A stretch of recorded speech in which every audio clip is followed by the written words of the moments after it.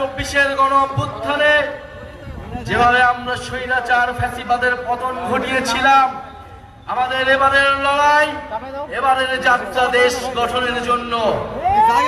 কারণ আমরা স্পষ্টভাবেই বলেছি যে ফ্যাসিবাদী সরকারের পতন হলেই হবে না, দেশ সংস্কারের মাধ্যমে নতুন করে এই বাংলাদেশকে গঠন করতে হবে। এমন একটি বাংলাদেশ গঠন করতে হবে যেখানে গণতন্ত্র থাকবে, যেখানে সমতা থাকবে, যেখানে ইনসাফ থাকবে, একটি দুর্নীতিমুক্ত বৈষম্যহীন বাংলাদেশ গড়া এই তরুণ প্রজন্মের, এই গণ অভ্যুত্থানের ছাত্র জনতার আকাঙ্ক্ষা। কিন্তু 5ই আগস্টের পর থেকে সেই আকাঙ্ক্ষা থেকে নানা পক্ষ সরে গিয়েছে। আমরা আজকেও শুনতে পেয়েছি আমাদের নাটোরের এই কর্মসূচিতে ন্যাক্কারজনকভাবে বাধা দেওয়ার চেষ্টা করা হয়েছে, আমাদের ব্যানার ছিঁড়ে ফেলা হয়েছে। হুঁশিয়ারি দিতে চাই, মাত্র 1 বছর আগের ঘটনা। এই ব্যানার ছিঁড়ে কর্মসূচিতে বাধা দিয়ে যারা ক্ষমতায় দীর্ঘায়িত হতে চেয়েছিল তারা আজকে বাংলাদেশে তাদের ঠাঁই হয় না। যদি এখনো শিক্ষা না নেই, যদি এখনো আমরা সেই স্বৈরাচারী ফ্যাসিবাদী সরকারের পতন থেকে শিক্ষা না নেই, তবে তাদের পরিণতিও সেই দিকেই যাবে।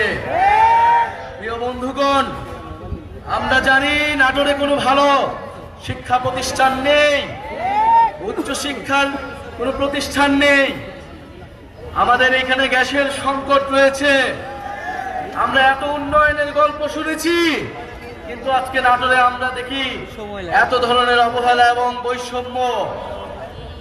জাতীয় নাগরিক পার্টি আপনাদেরকে কোনো মিথ্যা আশ্বাস দিতে এখানে আসেনি। জাতীয় নাগরিক পার্টি এখানে এসেছে যেই তরুণদের, যেই ছাত্র জনতার আহ্বানে আপনারা গণ অভ্যুত্থানে অংশ নিয়েছিলেন, সেই ছাত্র তরুণরা একটি নতুন রাজনৈতিক দল গঠন করেছে। সেই তরুণরা এখন দেশ গঠন করতে চায়।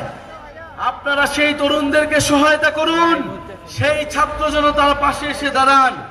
আমরা বিশ্বাস করি ঐক্যবদ্ধভাবে আমরা যেভাবে ফ্যাসিবাদের পতন ঘটিয়েছিলাম, সেই একইভাবে আমরা এই বাংলাদেশ বিনির্মাণ করতে পারবো। প্রিয় বন্ধুগণ, আমরা বলছি দেশের মৌলিক সংস্কার প্রয়োজন। আমরা বলছি জুলাই ঘোষণাপত্র দিতে হবে। আমরা বলছি গণ অভ্যুত্থানের সাংবিধানিক স্বীকৃতি দিতে হবে। এই গণ অভ্যুত্থানে যে সকল ভাইয়েরা বোনেরা নেমে এসেছিল, যে সকল মানুষ শহীদ হয়েছিল, তাদের সেই শহীদি মর্যাদা রাষ্ট্রকে দিতে হবে। সংবিধানের স্বীকৃতি থাকতে হবে।